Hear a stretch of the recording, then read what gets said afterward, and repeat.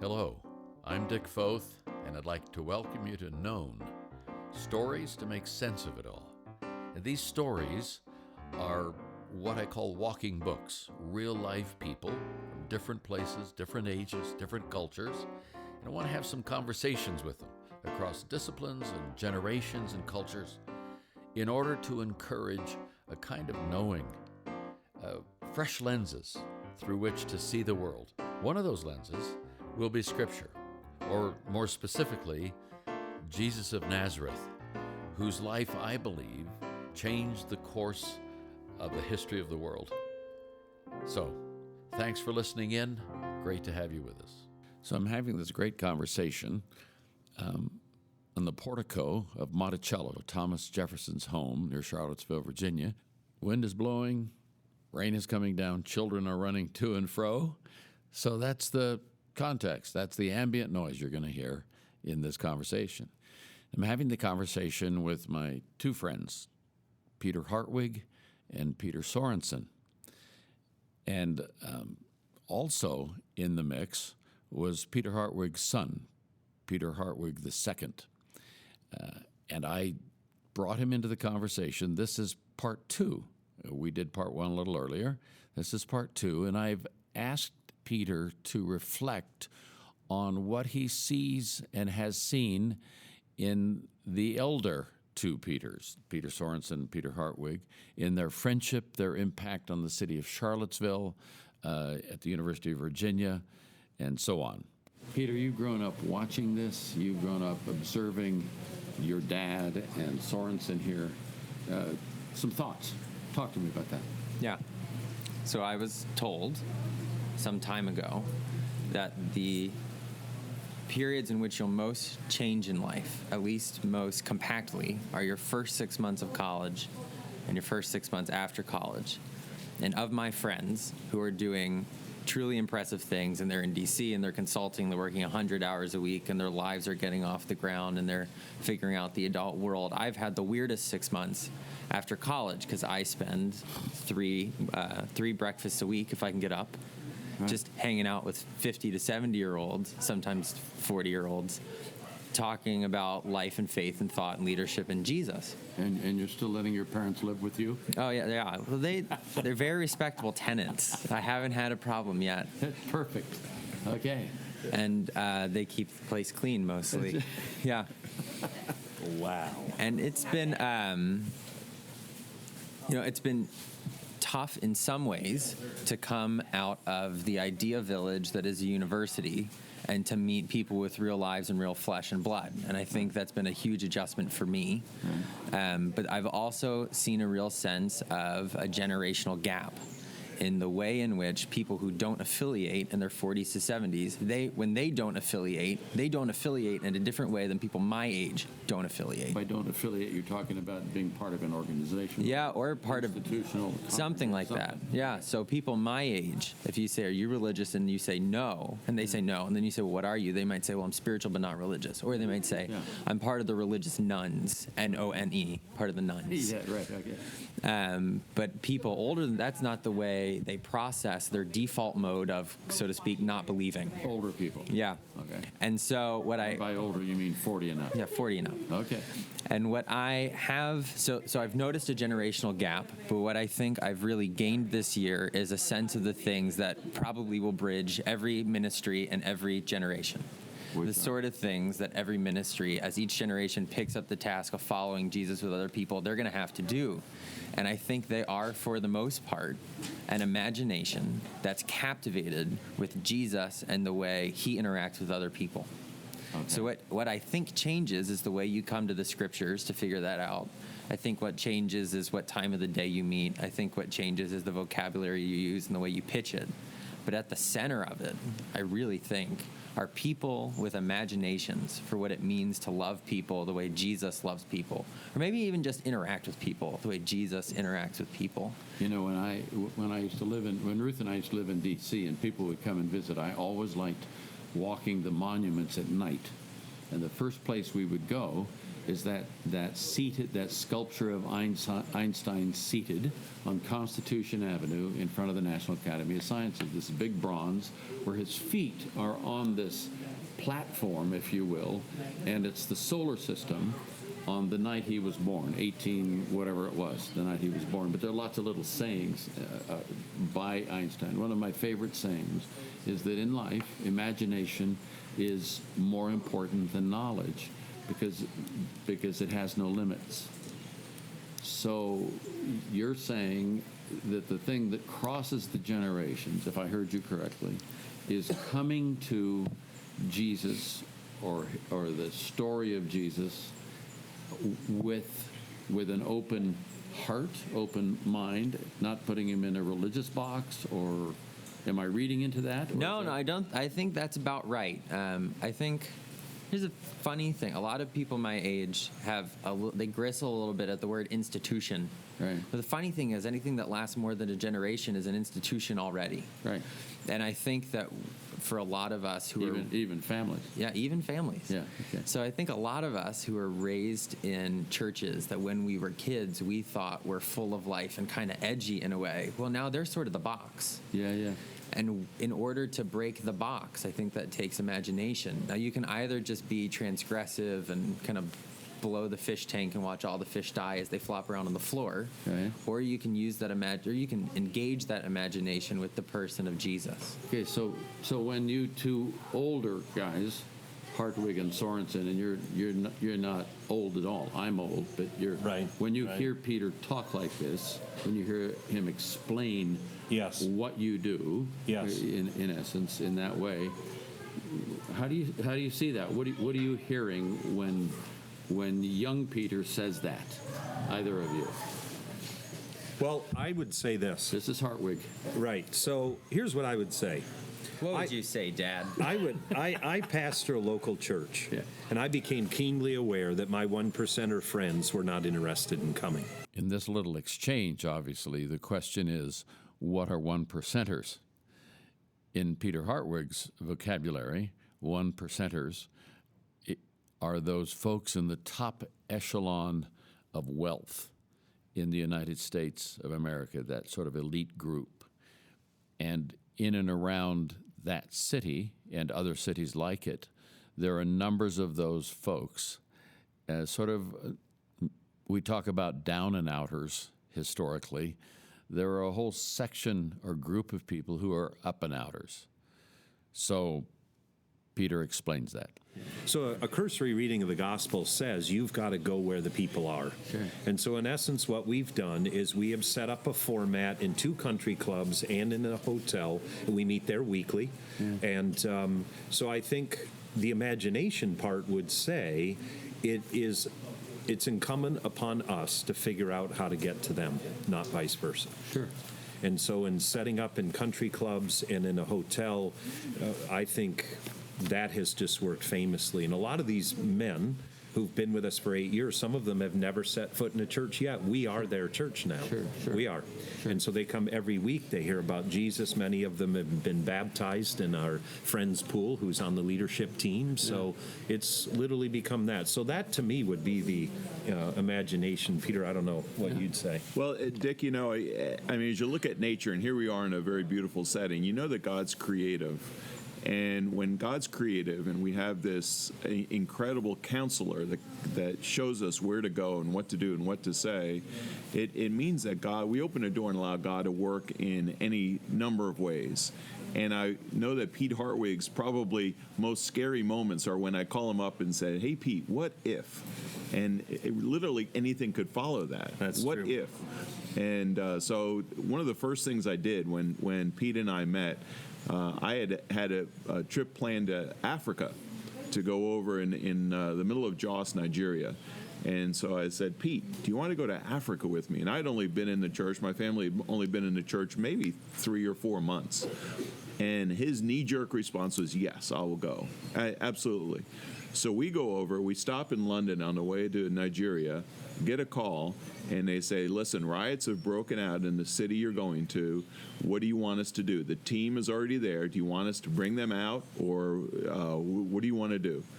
And we looked at each other and said, let's go. Let's just go do it.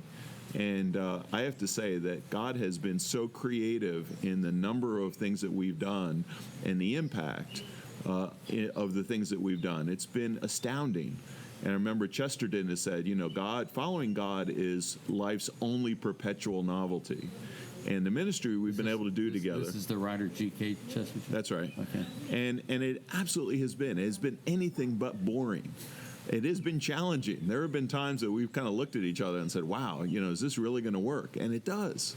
And it does. And I think when you match creativity with a God-given relationship and the inspiration to go out and make a difference, then life is very exciting. Okay, so let me come back for just a minute to Jefferson and his two friends. Yes. Monroe and Madison, they want to be in proximity with each other. You two guys, Hartwig and Sorensen, are friends. You're the older dudes, and then we've got young Peter Hartwig here, 22 years old. There's this wonderful number that I like, where it says we're 2 or 3 gather. When we get together in his authority or with him in mind, and I'm paraphrasing here in his name, he shows up, right? So for me, the idea of you two guys being friends, it isn't that you meet in country clubs, although that's very cool, or it isn't that you're edgy and go out and find guys who, they talk about Jesus mostly on the third hole when they miss a putt or something. Right. But it's the fact that you like each other, or the fact that you love each other. Yes. That's really the message. Yes. Look how they love each other. And then you get the next generation in this, and you love him, and he loves you, and you hang out with your dad. Just give us a snapshot of what it's like to hang. Well, we're going to let Peter the Younger go first. Well, that's what I'm saying. I want Peter the Younger. You guys have talked. Yeah. I think people my age operate often under an incredible insecurity when we really have to work closely to people older than us. That's been my experience. When you leave the expensive babysitting of college, where you've done it incredibly well, and everybody gave you an accolade for everything you did, and you move into a world that's far more diverse, not only racially, culturally, socially, but also age-wise. And then you're asked to side up next to these people who at any moment could, if they wanted, look over and just go, little baby thinks it knows what it's doing. Look at that thing crawling around on the floor trying to trade on the stock floor. That's adorable. Or like, oh, look at that cute little Peter going up there talking about the Gospel of Mark. Isn't that cute? He thinks he knows Greek. That's so adorable. Yeah. There's an incredible insecurity that I have worked through this year, trying to talk about life to guys who have done life far more. But my experience through the whole of it has been one of incredible support, even when I've fallen flat on my face on the Bible. Yeah. And so I think for me, that's been it, is that I've had this community of older guys and this really odd relationship where in theory, I'm kind of ministering to them, in air quotes, but at the same time, they're really pouring into me this incredible vote of confidence. And so it's hard for me to imagine what it would mean to be 22 years old, to walk into a consulting firm, to have nobody assigned to oversee you, and to start producing in front of people who are sharp and intelligent and scary and have no real loyalty to you. Mm. But I've had this year to watch this ministry where my insecurity is that I don't have anything to contribute because the digits of my age only end up to 4, even though afraid that I don't have anything to contribute, people behind me cheering me on, and in the most humble way, because cheering me on means they play my audience. Sure. And I think that you want to talk about the giant laying down, right? What happens when the giant lays down and then listens to what you have to say, sure, and doesn't go, oh, what a cute little toddler. You know what I mean? And so that has been the way that these friendships have affected me, is because the mutual affection there doesn't translate down into this kind of patting on the head, way to go, tiger, authoritating structure. It upends itself so that these friendships support me actually, and push me up as I move on the one hand to do the ministry, but on the other hand need to figure out my own life relationships. So every fight with the best friend and break up, and I don't know how to keep up with people from college, and my sisters are smarter than me, and that really bugs me. These are guys I can go to who can go, why don't you take a look at it this way, and then they'll cook me dinner too while they're at it. You know, Here. yeah. Now we're talking. Well, let me just wrap this up this way. You know, Peter Sorensen and Peter Hartwig the first. You're here in Charlottesville. Yep. You're staying here. You're hanging out, and part of the power of all this is that you've stayed with it. You've stayed with each other. Sure. You've stayed with Very the much. dream. You've added on to the dream. You do nutsy stuff every now and again, and that keeps everybody off balance. That's good. Yes. And Peter the Tooth, young Peter, you're off to Cambridge here in a few months. But one of the things that I observe about all three of you is that you have this wide range of friends that aren't your friends because they all believe the way you believe. Right. They're friends because whatever, because you like them, because you go out to the farthest out, or you do all these things. None of you seems to be afraid, if I can put it this way, of hanging out with people who are pretty different than you are in terms of how they think about things. Is that fair to say? Well, you know, Dick, if God is sovereign and if he orders our steps, That's right. then I see literally every single relationship as a gift from him. Yeah. Whether it's a waiter in a restaurant or a busboy or somebody in a country club, doesn't much matter to me. Yeah. Those are orchestrated of God, and I thank him for them. That's just fun. We're gaining part of the tour group here in Monticello, so we're just letting folks go on by. This is part of the ambient noise of creative podcast production.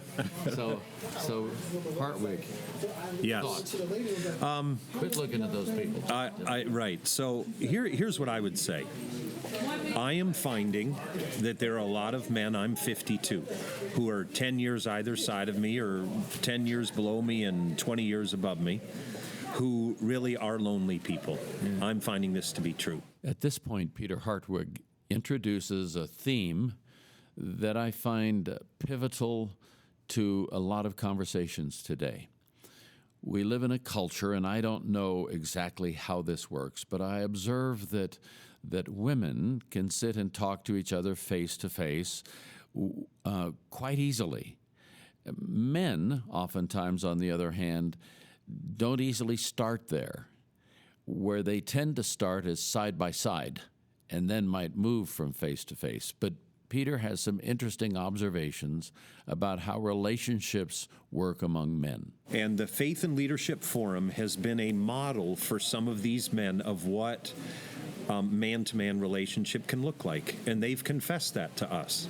And Dick, I was sharing this with you in the car earlier today, that there was a man who lives in this very wealthy community, and he has come to the Faith Forum now for about a year, and he pulled me aside about a week ago, and he said, listen, Pete, he said, most of these wealthy men here, I grew up with them.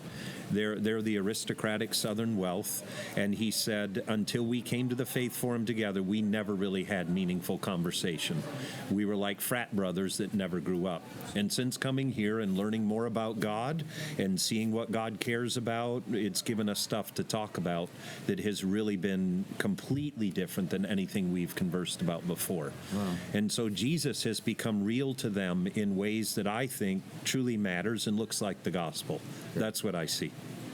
I'm going to circle back. I'm coming to you, young Peter. Here I'm waiting finally. for you. I'm coming. I'm right. I'm all over it. But I want you to maybe there's a verse or an idea that has been central to you that you'd like to share. Yes. And I'd like to do that. So it gives us another place to land. But Peter, so you've got, you're like Steve Martin. You hang out with a group of wild and crazy guys. Do you know who Steve Martin is? Oh, yeah. He's older. Yeah, Inspector Clouseau. So how do you navigate, or why do you embrace this broad reach of people that are just pretty different than you are? I mean, I mean, this is the actual story about that, and I'll keep it short. But I was in some real relational struggles with a girlfriend in college. I hate that. Yeah, it's the worst. Well, it might be the best, also, though, depending on how you look at it. Depending on how it ends up, that could have been the best. And everybody in my college fellowship said you need to talk to Nick and Lindsay. They were undergrads. They were the power couple. They'd been dating for 3 years, and I went to talk to them. And at the end of the conversation, I thought, they really haven't given me any new thoughts. Yeah. This was not the most helpful conversation. I realized they're about 6 months out from crashing and burning from where I am. I mean, their advice has they've got like a 9-month shelf life at best. You know what I mean? Like, these thoughts are really about to go on sale. And so I had this idea, what if I could find a friend in every decade of life, somebody in their 30s, 40s, 50s, 60s, 70s, 80s, 90s, if they were around, and we would just go to dinner together. And I could hear what a 70-year-old, a 60-year-old, 50-year-old, 40-year-old, 30-year-old thinks about where I'm at. Okay. Because I'm assuming this gets better with age, right? And so that's been one way in which I've approached these relationships with these older guys in the Faith Forum. Yeah. And so I can think of 2 guys off the top of my head who talk about their wives, and their eyes just grow the size of dinner plates. They're in their 70s, and one of their wives is alive. They're both in their 70s. One's a widower. When they talk about their wives, their just heart starts beating right on the edge of their sleeve. And so I thought, I want to be like that. Yeah. So I walked up to one and said, "Would you like to get dinner?" And he said yes. Then I said, "Can you cook?" And we went over to his place. And, you are the ultimate creative moocher. I brought the German chocolate cake. And pulled my weight, right? Okay, no, so that's been one thing, is you think about the long haul of life. And I want somebody who's kind of on every car of the train as this is moving down the tracks. Hopefully, we all end up at the same place. And one of the things that I've been surprised by is a lot of my friends had said, you have a lot of older friends. And I go, yeah, and I think they're going to be like, I get ready for them to make fun of me. Be like, don't you have anybody to take to the prom? And they usually just go, why do you do that? And I've noticed, and research has also suggested, that people my age feel incredibly ungrounded. We're just kind of floating. We don't have roots anywhere. We don't have anybody to attach to. And so in big churches, 20-somethings ministries are trying to figure out how do we help 20-somethings attach? But this is a curious fact to bounce up against that. Research also shows that we're the most generous generation in American history. Yeah. Not only will I give to causes I care about, but Dick, if you're my friend and you're 2 years older than me, I'll give to causes you care about, even if I don't really know what's going on there. I'd like to talk about that when we're done. And that seems to me... My son has no money. Am I a cause that you care about? Because your friends give to that too. Yeah. But that suggests to me that we're also really ready to connect. Yeah. That we're ready to put our heart out where our friends' hearts are to connect there too. Yeah. And so on the one hand, we often feel rootless and ungrounded. We're trying to connect. But on the other hand, we are trying to connect. Okay. And I've just had the joy of being able to do that with people in kind of every decade of life. And I also have friends my own age, guys. I would just like to remind everybody a lot of them that I have a good chunk of friends my own age, and they also don't believe what I believe, and that's fun too. They keep me sharp, and they're diverse. Yeah. Okay, so here's the deal. We're going to wrap this up, but maybe just one last thought. It might be a scripture, it might be an idea, or just some thought. So quick thought. This is Sorensen. Man is not good for man to be alone. Right. And I personally believe that when God has an important ministry for you, he'll bring somebody alongside of you. And you think of David Livingstone out in the middle of Africa, and Henry Stanley had to go find him, and I think God sent him down there. Yeah. Well, for me, Pete Hartwig has been this incredible partner in this ministry he's entrusted to us. And I know young Peter Hartwig will have a vibrant ministry. I don't know what that's going to look like, but I know that the Lord's going to bring people alongside of him in his future to be fruitful together and to encourage each other. And that's what it's been for me. Great. So, Dick, you mentioned a biblical something. Yeah. And so this ministry is based on Nicodemus coming at night to see Jesus. Yeah. He's a powerful guy. He's wealthy. He's got way too much to lose to come during the daylight. Yeah. And Jesus doesn't rebuke him for that. Yeah. But what's amazing is when Jesus dies, the disciples scatter, and a guy shows up by the name of Joseph of Arimathea. And the Gospels tell us that Nicodemus and Joseph of Arimathea go get the body together from Pilate, and they put it in the tomb. Quite frankly, that's how I see Peter Sorensen and myself. is this idea that God has blessed us with connections with the 1%. And what we do is we go in there and we look for Jesus together.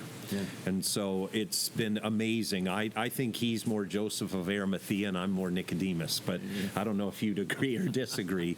But I think through that, God has allowed us to go and see Jesus show up in places that the men and the women that are there have told us they've never heard this before. So it's exciting. Great. Yep. Any last thought, young Peter? You know, I love both of those. It's not good for a man to be alone. Going to people where they need to be met. One thought that's really become deeply meaningful to me is the idea that God cares. God cares, right? If something is lost and you save it because you don't want it to go to waste. You care about it. And you sometimes read these letters in the New Testament and they sound a little desperate. But maybe it's because they care. Like the pastor Paul cares about the Ephesians, and whoever wrote Hebrews cares about the Hebrews, and God cares. God's willing to put God's hand in anything. And again, there's no one with whom Jesus doesn't want to be friends. There's no place he wouldn't walk. Jesus is trying to get in touch with everybody. But I think in a world for people my age where we often feel alone, to know that at least God cares, that's a real place to start. Peter Sorensen, Peter Hartwig the first, Peter Hartwig the second, thank you. This is Dick Foth for Known. That was fun. That is one long recording. It's still going.